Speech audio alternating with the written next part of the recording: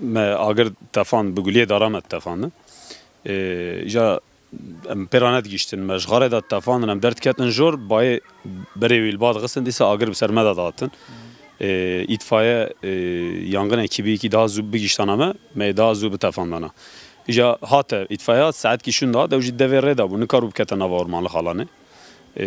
Dora 2 saat derbas bu kepçe hat. Kepçe jwana reve kir, itfaiye reve kir, itfaiye daha ket nave. Tabii haya hatın agir da berğem. Emmeci bir zor canı qojna agir xalas kir yani. Em çünkü hayacı ki nava desmese me tevşki şevti em jedini karbkin.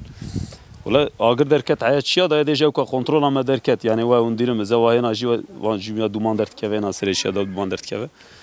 Ev işte judese mad mekir yani iki daha zubu giştaname itfaiye daha mezu xedan. Valla köyde Kabakaya bağlı 2 tane evimiz yandı. Zaten akrabalarımızındır onlar da. İkisi yandı, bayağı bir zayiatları oldu. Çünkü su boruları hepsi hazır getirilmişti, döşenecekti. Adam daha kullanmadan hepsi yandı. Evin içine kadar ateş girdi. Pencereleri pimapen olduğu için hepsi yandı. Evin içine kadar gitti. Diğer arkadaşımız aynı şekilde. Mustafa abiyle Nevzat abinin evlerinde ikisi de yandı. Tabii hayvanlarımızın otlanacağı alanlar da onlar da hepsi gitti. Yani bu sene hayvanlar nasıl orada otlanacak onu da bilmiyoruz. Benden misafirim abimin evine geldim burada. Böyle bir tatile sözle geldik. Böyle bir şeyle denk gelince bayağı bir eğer her sene böyle oluyorsa artık bu 3. defadır aslında. Benden önce de 2 kere olmuştu. Bir hafta öncesi bir de 15 gün öncesi olmuştu. Onlar biraz erken söndürüldü. Şimdiki biraz daha uzun sürdü.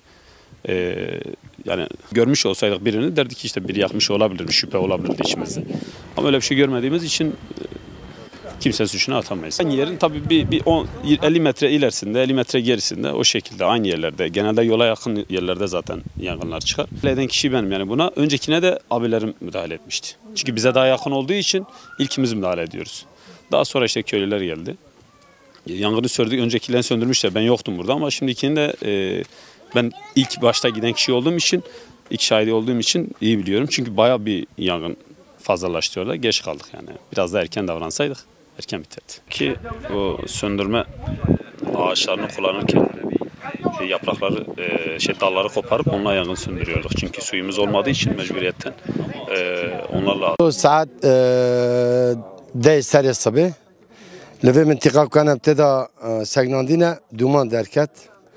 O agir derket ama xwastek ku em müdahale bikin zêde nebe. Gücê me ew qagirte. İtfaiye hat. Nate dereng hat. Saat 11:11 saat 2 paşa itfaiye hat. Ondan sonra orman müdürlüğü jî insan hatin. Ji bo alîkariya me hatin. Ew jî saat 1:09 di duê de hatin.